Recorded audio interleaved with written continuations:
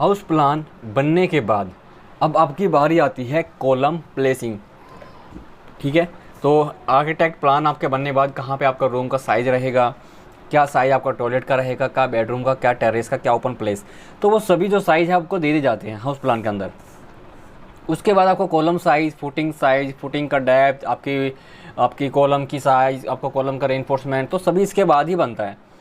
Just आज video हम सीखेंगे जो आपको कॉलम की जो फुटिंग है, कॉलम का जो लेआउट है वो कैसे करना है। कॉलम का जो लेआउट है आपको कहाँ पे ज़रूरत पड़ती है, आपको जो एक्सकवेशन, जो आपका लैंड सरफेस होता है, आपकी जो ज़मीन होती है उसके ऊपर आपको मिट्टी की खुदाई करनी होती है। फुटिंग का जितना भी फुटिंग का एरिया होता है उसके बेस पे आपको करना होता है। तो वो कैसे पॉसिबल होगा, आपकी जो ग्रिड प्लान है, ग्रिड आपको ड्राइंग आपको मैं समझाऊंगा। तो ये ड्राइंग आपको मिलेगी। तो इस ड्राइंग में आपको क्या गिवन है, कॉलम का। तो कॉलम का लेआउट आप कर पाएंगे यहाँ पे। तो कॉलम का जो लेआउट करने के बाद आप आसानी से यहाँ पे फुटिंग का जो लेआउट होता है, यहाँ पे मैं आपको दिखा देता हूँ।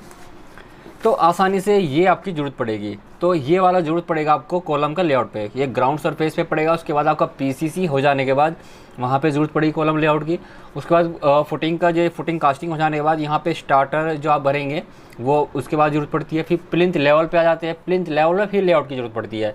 तो लेआउट सबसे मोस्ट इंपॉर्टेंट पार्ट होता है। अगर आपका लेआउट सही रहता है तो आपका जो ग्राउंड लेवल है कॉलम प्रॉपरली से सही चले जाते हैं। अगर कॉलम का लेआउट ही गलत हो जाता है तो आपका जो बिल्डिंग है वो आपको कॉलम तोड़ना पड़ता है या फिर आपको फुटिंग का पूरा गलत हो जाता है।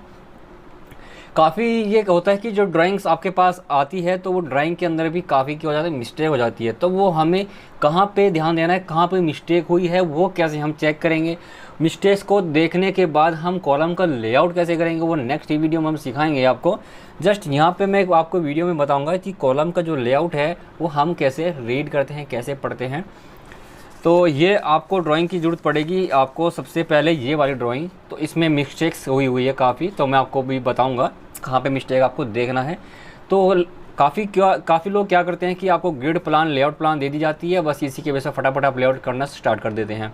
बट लेकिन वहाँ पे ये आप भूल जाते हैं कि कहाँ पे डायमेंशन की मिस्टेक हुई है, कहाँ पे लेआउट जो क्रॉस सेक्शन है कॉलम का, कहाँ पे क्या डिस्टेंस पे मिस्टेक्स हुई है।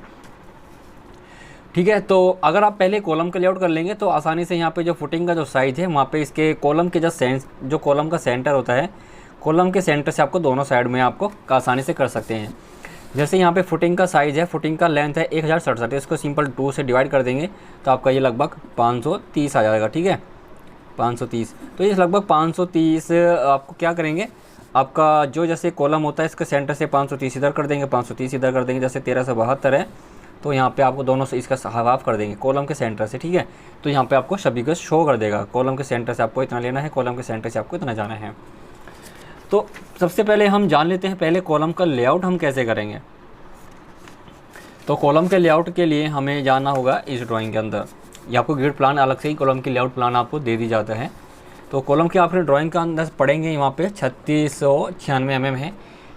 ये आपका ग्रिड प्लान है, मतलब ये आपका कॉलम का आउटर सरफेस है और आउटर सरफेस में से जो इस कॉलम का सेंटर है तो वो आपका 3696 है। तो एक ड्राइंग में आपको मिलीमीटर में दे रहा है और एक ड्राइंग में आपको फीट में है। तो पहले मैं आपको क्लियर कर देता हूँ यहाँ पे। तो उसने आपको ये कॉलम का डायमेंशन आपको शो नहीं किया है। पहली बात तो कॉलम यहाँ पे उसने शो नहीं किया, कौन सा C2 कौन सा C1 है। ठीक है, तो यहाँ पे उसको शो करना चाहिए ग्राउंड फ्लोर का, तो यह ग्राउंड फ्लोर का शो करना चाहिए। अगर आपका 3rd फ्लोर तक है तो ग्राउंड और 1st फ्लोर का सेम रहेगा कॉलम का रेनफोर्समेंट, और आपका 3rd फ्लोर पे आते ही कॉलम का रेनफोर्समेंट वहाँ पे चेंज भी हो सकता है या फिर वो भी सेम दे सकते हैं। बट लेकिन लोड कम हो जाता है तो इस बेस पे 3rd पोजीशन वहाँ पे चेंज कर देते हैं रेनफोर्समेंट का। तो यहाँ पे मैं आपको C2 यहाँ पे पोजीशन में लिख देता हूँ। वहाँ पे कहाँ से मिलेगा, अगर आपकी ड्राइंग पे यहाँ पे कहीं लिखा नहीं है तो वो आप कैसे जानेंगे, तो वो आपकी ड्राइंग्स के अंदर इस वाली ड्राइंग में आपको मिल जाएगा। हालांकि उस ड्राइंग में लिखा हुआ रहता है कि वहाँ पे आपको C1 ये है, C2 ये है, और आपकी जो ग्रिड प्लान आपको यहाँ पे तो नहीं देगा, बट लेकिन इस ग्रिड प्लान से कॉलम का स्पेस कितना है, यहाँ से यहाँ कितना है, मैं आपको दिखाता हूँ यहाँ पे। तो इस कॉलम में ये शो कर रहा है कि ये वाला RB, तो ये वाली जो चौड़ाई है तो यहाँ पे 50 mm, मतलब इस वाली जो ग्रिड है इस ग्रिड से इधर 50 mm दे रहा है। उसके बाद ये वाली जो ग्रिड है इस ग्रिड से इधर क्या दे रहा है, ये 50 mm दे रहा है। ठीक है, इस ग्रिड लाइन से इधर 50 mm दे रहा है। उसके बाद ये वाली जो ग्रिड है इधर से 50 mm दे रहा है यहाँ पे, और इस ग्रिड से इधर दे रहा है 75 mm। तो चलो इसको ही थोड़ा हम मिस्टेक्स को सही कर लेते हैं, कहाँ पे क्या गलती हुई है। उसके बाद हम थोड़ा यहाँ पे जान लेते हैं। कॉलम में इस ड्राइंग में तो उसने मेंशन नहीं कर रखा है, यहाँ पे नहीं दे रखा है, बट लेकिन इस ड्राइंग के अंदर दे रखा है। तो यहाँ पे मैं सभी लिख लेता हूँ इस ड्राइंग के अंदर। यहाँ पे C2 है, यहाँ पे C2 है, C2 यहाँ पे लिख दिया, C2 लिख दिया, फिर यहाँ पे C1 है, ये C1 कॉलम है, और ये वाला C1 है, तो ये C1 है, तो ये भी आपका C1 है, तो ये आपका C2, इधर C2। तो मैंने सभी जो कॉलम में लिखा हुआ है सब C2 C2 C1 CO2 C2, तो ये सभी जो डायमेंशन है कॉलम मैंने यहाँ पे लिख दिया है। ठीक है, ग्रिड प्लान में थोड़ा आसानी रहेगी, इसी प्लान में आप सारा काम इसी ड्राइंग से आप कर लेंगे। उसके बाद हमारा नेक्स्ट काम होता है कॉलम का जो साइज़ है, जैसे C1 है, C2 C3 है। तो कॉलम का साइज़ वहाँ पे अब आपको कहाँ से मिलेगा कॉलम का साइज़? तो कॉलम का साइज़ यहाँ पे उसने दे रखा है, column reinforcement C1 C2 C3। Column का साइज़ है 400 बाई 225। तो C1 कितना है 225 बाई 400। उसके बाद C2 है 225 बाई 300, तो 225 बाई 300 है। उसके बाद C3 है 225 बाई 225, 225 बाई 225। क्या आ रहा है कि काफ़ी लोग को सोचते होंगे 230 क्यों नहीं लिखा है। तो आज के जो यूज प्रेजेंट टाइम में जो ब्रिक व यूज हो रहा है वो 225 mm ही आ रही है। ठीक है, फ्लाई भी 225 में ही आएगी। और उसके बाद आपका AAC ब्लॉक होता है, AAC ब्लॉक, वो भी आपका 225 mm में ही आएगा। ठीक है, इनमें से आप कोई भी यूज कर सकते हैं। उसके बाद हम जान लेते हैं ड्राइंग्स के अंदर आपकी। ठीक है, तो यहाँ से आपने क्लियर हो गया, तो ये भी आपको क्लियर हो गया। तो आपकी जो ड्राइंग है वो आपकी हटा देते हैं थोड़ा साइड में। अब आपका काम स्टार्ट हो जाता है। तो जरूरत पड़ेगी आपकी सिंपल 2 ड्राइंग की। अब यहाँ पे वो शो कर रहा है यहाँ पे C2। तो C2 का मतलब आपका इस इस ग्रिड लाइन से ये वाला 3696 mm है, और यहाँ पे आपका 3661 mm। तो इस वाले आउटर सरफेस से इसका जो कॉलम का सेंटर है वो 3696 है। तो यहाँ पे कोई शो नहीं कर रहा है, इट्स मीन ये आपका सेंटर में है, ये आउटर सरफेस है। बट लेकिन यहाँ पे C2 है, तो C2 इधर सरफेस कितना दे रखा है, ये वाला इस ग्रिड लाइन से इधर कितना 50 mm। बट लेकिन आपको यहाँ पे जो इस ग्रिड लाइन के अंदर दे रहा है कितना, सेंटर में। तो C2 का साइज़ कितना है 225 बाई 300, मतलब आपका ये लंबाई में 300 है। तो इट्स मीन आपका 150 इधर है और 150 आपका इधर है। इस ड्राइंग के अंदर भी आप देख सकते हैं, इस ड्राइंग के अंदर आपको मेंशन कर देगा कि ये आपका कॉलम इधर है, ये कॉलम इधर है, तो ये कॉलम ऐसे लंबाई में है।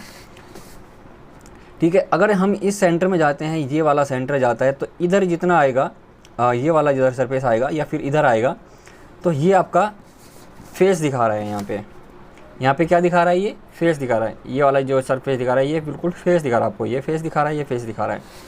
तो अब मुझे क्या करना, अगर 150 इधर है तो ये भी 150 इधर ही रहना चाहिए। 150 अगर इधर है, कॉलम का साइज़ क्या है, ये C2। तो C2 कितना है, C2 है हमारा 225 बाई 300। तो अगर ये 225 का साइज़ क्या है, ये वाला 225 है।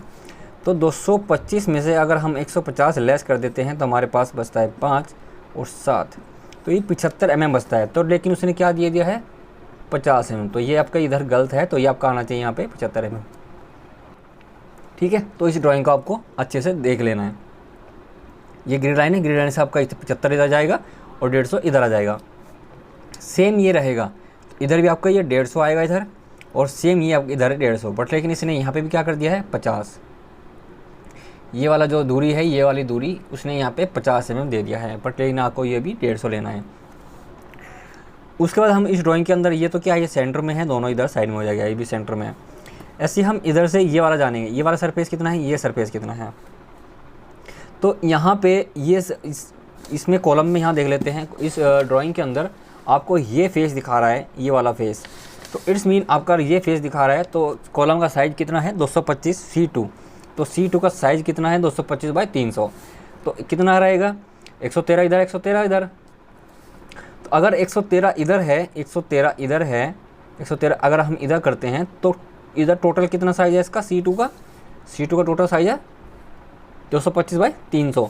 तो अगर हम 300 में से 125 लेस करते हैं, 113 तो कितना हो जाता है 10 में 7, 9 में से 1 गया 8। ठीक है, तो 8 हो जाता है, 2 में से गया हमारा 187। मतलब आपका इधर कितना जाएगा 187 mm। बट लेकिन उसने यहाँ पे क्या शो कर रहा है 25 mm, मतलब यहाँ पे ये जो दूरी है ये 25 mm दे रहा है।